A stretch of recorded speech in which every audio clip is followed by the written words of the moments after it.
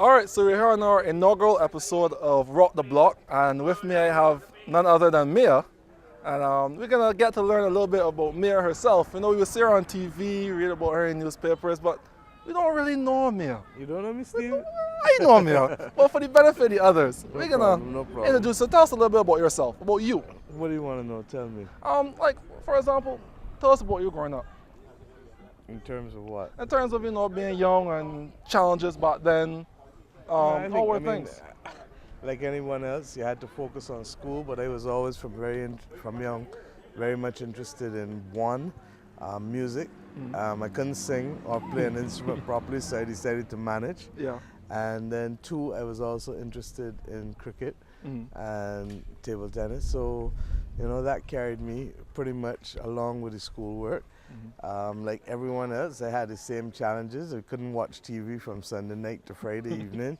We couldn't go out and do certain things. I mean, the usual Bajan household where the lines of discipline were kept fairly straight. And then if you had a chance, you would then step outside and rush back in as soon as you could. Okay, so where do you go to school? Miss Carrington, Maryville Preparatory at primary, and then Queen's College. And then I went on to LSE, London School of Economics. All right, so Although I had a small stint in there for about 6 months at the United Nations International School, and my father was in New York serving at the time. all right, so what was the trends back then in terms of music, technology? What were the hot movies coming up? What was really going on? Let me put things in perspective, Steve. The first video player became, I think, out when we were about 15 years old. So the notion of videotapes, DVDs, downloading movies just wasn't there. I mean, before that it was CBC Channel 8. Then we got videos back in around late 70s, 1980. But at the same time, because we couldn't watch TV during the week, we used to listen to a lot of radio and a lot of music. So for me, in terms of reggae, it was Jimmy Cliff, Bob Marley, Third World. It was pre-dancehall. Yeah. Dancehall started to become big in the 80s, but those guys were huge. I still remember the first time I heard Redemption song come out, and because, as I said, you couldn't watch TV, I used to listen to a lot of radio. Okay. So therefore you knew what was coming out. I remember when Coming In From the Cold came out. I remember when Exodus was released as an album. So those were the dominant influences. And then, of course, in terms of funk, it was Earth, Wind and Fire. Brothers Johnson, I came in at the end of Brothers Johnson. Those who were with Strawberry Letter number 23 was a little ahead of me. So that was the kind of thing. And then Toto and little soft rock and thing. And I'm surprised, young lady, that you know about all these album releases back in the day. Spyro Gyra, that whole era of modern jazz, Spyro Gyra, Hubert Laws, all of those guys started coming in at the same time. But remember, because I had that interest in music, I kept broad, and I loved old Kaiso and old reggae at the time too, so that made it even sweeter. So what do you listen to and watch now? And what gadgets or technology are you into? Basically, in terms of music, still the same types of music, just different albums obviously, and more recent. I'm a big fan in terms of reggae of Tanya Stephens and Darius Riley and Dwayne Stevenson. In terms of the younger exponents of the art form. In terms of Kaiso, I still believe in some of the giants. I mean, yes, you'll get good one-off calypsos, but you really can't touch Gabby, Bag, David Rudder, Sparrow, Kitchener in terms of the classic of the art form. And I'm a Mac person, so you won't get into this argument here with me because I ain't going with no HTC One X. For the record, it's Apple. I might change from a BlackBerry to a Samsung Galaxy, but no, seriously, Mac for me has worked well, largely because, as you know, it syncs everything from the iPad to the iPhone to the office, and because a lot of my work is really on the go, this is functional for me and with the iPad, so you know that. In terms of, and then I have Apple TV. Oh boy. Because I don't get the chance to watch scheduled TV when I want, so every so often I might get a day or two and I say, all right, I zoning out, I cutting off, and I will sit down and watch a whole series of something in a 12 or 18-hour period. So what series are you watching now? I actually saw a good series out of England, iTunes England, called Silk. SILK, about a Queen's Counsel, a lawyer woman Queen's Counsel up there. I've been watching Planet Earth, but that's more because I am amazed by the beauty of the earth. And also when you can watch it in high def, it's just spellbinding, you know. And for somebody who may not get to see all these things, I like it bad. And then what was a good movie? That movie recently was Safe House with Denzel Washington. Oh, That was a wicked movie. Really? That was the last movie I watched this week. You watch Avengers? I didn't watch Avengers. You should watch Avengers. I waited to go. I couldn't get to the cinema here when it came out, and then I was preparing for budget and blah blah blah. So I get there though. Oh, what about Batman? You looking forward for Batman or no? I prefer Spider-Man to Batman. Oh no. Is it Spider-Man? Spider-Man, Batman? I always prefer Marvel. Spider-Man to Batman. Marvel. I like Spider-Man comics. I used to like Archie comics. Those were the two that I like. I wasn't a Hulk person. Occasionally Batman, them kind of things. All right, I can live with that. I can appreciate that. Spider-Man was one of my guys too, but Batman was the real. Yeah, but tell us a little bit more. You prefer WhatsApp or text messages? I end up having to use both because I got so many different types of people trying to contact me. I probably am going to move away from the BlackBerry, that's the truth. Okay. I keep the BB just for BB messaging, but half the time I forget that I have it.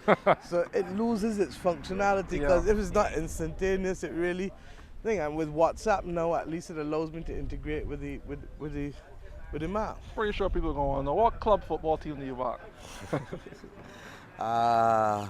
And we will not hold this against her. What club football team do you back? I used to like Arsenal when I was in England. Used to? I appreciate the genius of Manchester United, but I wouldn't call myself a Man U fan. Okay. I was very happy when Man City did a certain amount of trunks a little earlier in the year, late last year, because I think that it's always good to have people nipping at your heels because it brings out the best in you. Cool. And what about? But I'm more a cricket fan originally. That's the irony because I mean I ended up starting this football tournament. Yeah. But all through my life traditionally I was a cricket fan. Okay. I couldn't contemplate dealing. I wanted to show people that it was possible to turn a sport in Barbados semi-professional and in the region. And then I thought to deal with cricket meant dealing with the West Indies Cricket Board. Yeah. And I thought, that's too much headache. Plus, the people who needed a voice, football has had such a bad rep in this country for so long that even though it is one of the most popular sports, probably motorsports may be the only one that equals it or eclipses it, that I felt that it was necessary to create a bridge between the sport and the money in the country that could be available to help build up the sport through sponsorship, through gate, through mobilization of people's resources in terms of paying at the gate, through paying players, etc. So that's why I went with the football, and it proved successful, certainly in terms of its acceptance by the Barbadian public. And we hope this year again to build on that.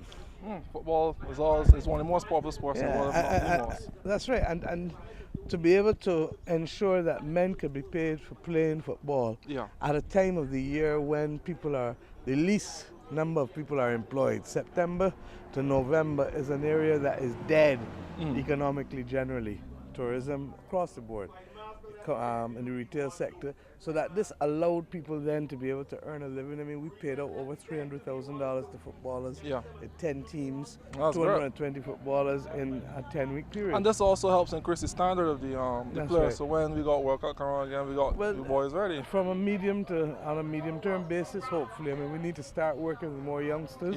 We need to start keeping people focused, and we need to show people that there's a future in it. And there's some good work being done on the island. I think the Brewsters Trust people they have a summer camp going. This week it was for coaches. Next week I think it's for 5 to 9, and then 9 to 14 and 14 to 18, different groups over the whole summer. There's some other good summer camps going on. And private organizations that are doing stuff. So there's a lot of opportunity there, but we need to have it more focused. And then part of the problem is that we need venues, you know, and I hope that we'll be able to resolve that issue, because I really feel that every parish should have some kind of enclosure on the ground, plus bleachers. Have one ground that at least is enclosed with bleachers accommodating 2,500, 3,000 people, and then lighting, because that allows you or any of these fellas around here to organize something without you having to be anybody big, Yeah. be able to charge a $2, $5, $10 admission, and to start to commercialize talent and opportunities in the country, and that's what people want. So tell me, you jumping? I ain't jumping this year. You want jumping this year? I, Okay. I have always been the kind of person who will come on the truck, watch the truck, get off, jump a little bit, come back on. So if you lucky, we might see you. The last major T-shirt band Yeah. that they had in Crop Over Yeah. was myself and John King and Chris Allman's signature. Yeah. With UE. This got to be mass, and we had what, 1,500 people at the time. That's quite a lot. In the early 90s. And trust me, I made so much rum punch down that I was tired making rum punch. I made rum punch from 6 o'clock in the evening till about 3 o'clock the next morning before we went for the road. Yeah, man. You know? So I had my days of that. And you know, speaking about things you do, we're here at your South Slime. I've been here before. I quite enjoy South myself. I'm glad. So what was the idea behind this? Well, it's a way on Saturdays I see constituents. I see people from all over the island as well. As you know, there's a lot of young people who come in, have a little idea, want to talk, want a little advice, or how can I do this? How can I commercialize? How can I access assistance? At the same time, I have another crowd of people here in the background who get an opportunity to meet one another and to bridge. My pet topic is that Barbados has to create opportunities for people from different backgrounds, different ages, different genders, different races. If we don't create bridges for people to meet and create synergies, then we don't get the best of who we are. That's the beauty of the Caribbean. That's the beauty of Barbados. Yeah. And we try here in our own little way. You come here, you see poor people, rich people, black people, white people, Indian people, as you know, young people, old people, flammers, people who not flamming, all kind of people. You understand? And it helps to do the little pudding and sauce to help offset, to keep the grounds a little clear and to keep the place a little clean. And we tend to be here on Saturdays from about 12:30 till about 6. But at the same time in the office I get to see people who I need to see on substantive business. All right. So it works well. So this being my particular field and what's not, I'm going to ask this question. How you feel about the progression of the creative and the technology industries? How you think it could you benefit us? You just wanted to give me a chance to talk again about the $20 million fund that we've promised to establish once we go back into government for redefining innovation, especially in areas of technology and new industries, cultural industries.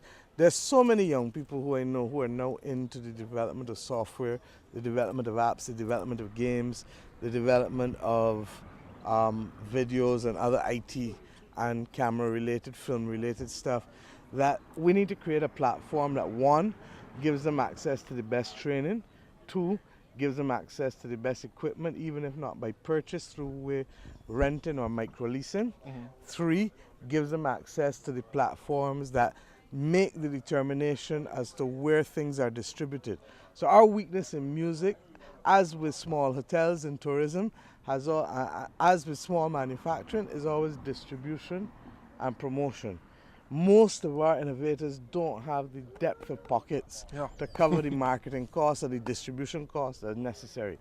So if government can come in the same way that we do for the Barbados Tourism Authority, through the Barbados Tourism Authority for the small hotels, then it creates the platform for young entrepreneurs in Barbados who are innovators in this area. What are the major platforms for the development and distribution and marketing of games or software or apps globally? How can we get a team there? Just as we send a team now of musicians to Midem in France as one of the major music conferences, how can we get that kind of presence with the government helping the underwriting of that? And then at the same time, pick some winners in terms of those that may need a little more push to make the final distance, because remember, our development costs are fractional in comparison to other countries and other people across the world. So therefore we need far less to get a return. It's like music. We can produce a song here and a good song and market it probably for less than 10,000 US. So therefore a fella makes a serious return if he's able to sell and have concerts that bring in 100,000 US is a 10 times return for him. That same person recording in the States going to record for 150, 200,000 US. So their threshold point is much higher. in terms of a return. So we have that ability to be nimble and flexible, and government needs to be able to help give you that push to be so. All right. We also need to be able to have some labs, I believe, where people can go in and process and synergies can come together, because I don't know what's going to happen when you and this one and that one come together, because that's synergy creates or enhances genius. Yeah. Synergy enhances genius. Collaboration, definitely. All right, so I really can't do Rock the Block without talking about another issue. What's But, that you now? know, we got a lot of youngsters, and I always tell people there are a lot of talented individuals there in Barbados. So you encounter a lot of people with very high IQs that want to have a lot of opportunities. On the block, they're talking about the things they would like to do, the things they can't do, they would like to get a job, they would like to do this. I don't know, how do you see going forward? How can we help these people? And because, I mean, they are the youth and they are tomorrow, and they really need to get, and the number is growing, Let's right? put it this way. It's a hard time for young people, but it's a good time also to be young. And what do I mean by that? Most young people feel, man, the others before me had it easier. But if ever you have to face hardship, it is better to do it when you're young and with minimal responsibilities than when you're older and have multiple responsibilities. And there is something about facing difficulties that builds character. Look, the first time I ran in the elections, I lost. It is the best thing that ever happened to me, because it taught me what to do and what not to do. It should always be a humbling experience. So that's what I mean when I say that it is hard, but it's also the best time for you to go through this type of experience. Now, one of the things that bothers me, and I keep talking about it, is that in a sense, since independence, we've created new forms of establishment without realizing that there's still a lot of people trying to knock on the windows and knock on the doors to get inside. And in the same way that the old people used to tell you, open the windows and air the house, we almost have to open the windows and air the nation, so that you don't have to know somebody, you don't have to beg a favor, you don't have to plead with somebody, man, give me a chance, or I want to meet this person to talk to them, I got this thing they want to do. You should be able to, on merit, be able to access funding, access opportunities, see people, have appointments without having to know somebody. You should not have to tell people, this is who I am, or this is where I come from, or I need a favor. All that nonsense, God. The only way we are going to build the best type of society is by creating the platform for opportunity. Nobody knew when Gary So was going to be the best cricketer in the world, where he was coming from, but he had an opportunity to play cricket and he was nurtured in that environment. Nobody knows who's going to be the next Bill Gates or Steve Jobs. It could be out of here. But if we don't create the opportunities and the platforms for people to be able, first and foremost, to be exposed and then to find their way. That's why when I was Minister of Youth and Culture, I invested so heavily in sports and cultural training island-wide through the Ministry of Youth Affairs, because I don't know where the next genius is. I can carry you now and show you people whose family never went to university, who touched a volleyball and ended up being so good at volleyball that they ended up with scholarships to the US and have come back down here now and are teaching in a way that if they had never gone to that training program that evening, they would not be a recipient of a first degree and a master's degree in teaching and be the first body in their family to go to university. And that's what I mean about opening up.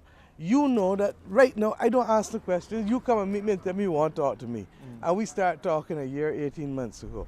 And I believe that it takes me 2 minutes to listen to somebody and to determine, can I help? And if I can't, who can help? And if you can give yourself that opportunity to be generous of spirit, so that you can listen to somebody for 2-3 minutes and make that judgment and either help them or point them in the right direction, then we'd be a better place. Because there's a golden rule that all of us learned when we were small. Do unto others as you would have them do unto you. Definitely. And that was one of the things that stick with me from my granny, God bless her soul. Exactly. I remember that.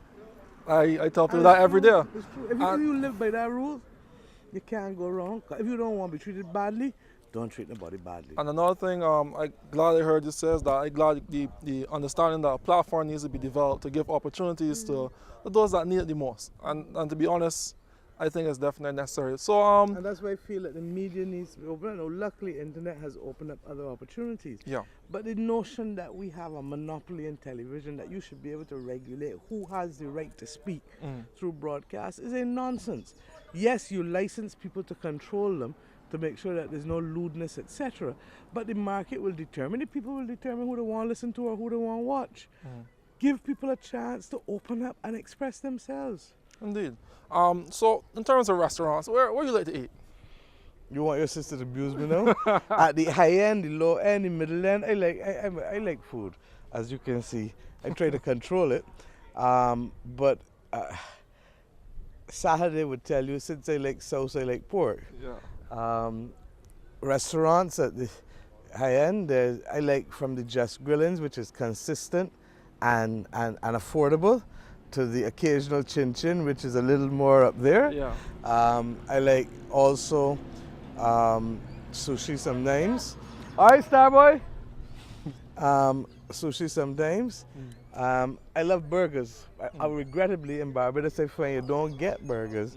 So all the time I do my own burgers more and more, because a burger is supposed to be not a 3 ounce or 4 ounce patty that somebody pat down there and slap down. A burger is supposed to be a burger. Yeah. You understand? I like it medium well. So the juices are still supposed to be in it, and it's supposed to be cooked a certain way. All right. You know, but I like to barbecue too. But I will tell you that this year, and maybe it's a thing of age catching up, I probably eaten about 70% fish now. You understand? It's happened to the best of you. So you can as well start early, because the truth is that, you know, the Chinese say about balance, the yin and yang, and balance, the Taoist philosophy and traditions. If you have balance in your life, you can withstand most things. Too far east, as your people would tell, is west. So keep the balance, keep level, and we will be good both physically, mentally, and spiritually. All right, so I'm not going to keep you any so much longer. One more question.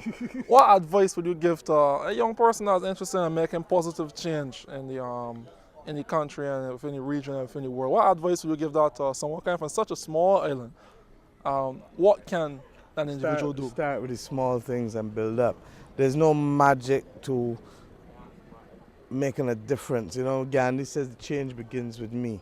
So how I treat you now, how I treat him when he wants to find out something from me, how I refrain from cursing them because they irritate me, that's the beginning of change. Okay? And if people begin to understand that the small things eventually lead to the medium things and then the large things, then those are the things that make change monumental and transformational in the end. You know, one of the problems that we have is that colonialism set out to rule and divide. But our natural culture, particularly the majority coming from the African and Amerindian cultures, is essentially about the circle and consensus, which is different from the linear aspects of an accusatorial, adversarial system. And in a sense, we are trying to manage both, because one was imposed on us through governance, but the other one is inherent in us. And the only way we're going to be able to do it is by learning to change how we deal with people. So some of these small changes. Somebody can tell you that they don't like X without telling you they don't like you. A statement of disagreement on a fact is not a statement that the person doesn't like you. That is one of the biggest changes that young people can do to change from previous generations, because it is the sociology of smallness that is hanging us as a people and as a country. I can say to you, Steve, I don't like how you filming that, but I still love Steve Fangafat. You will have to. With that smile, I got the choice. But you understand what I'm saying? All right, David. So that those are the things that we have to begin to appreciate in terms of the small things that make a difference. Being there for people who can't take care of themselves, big difference.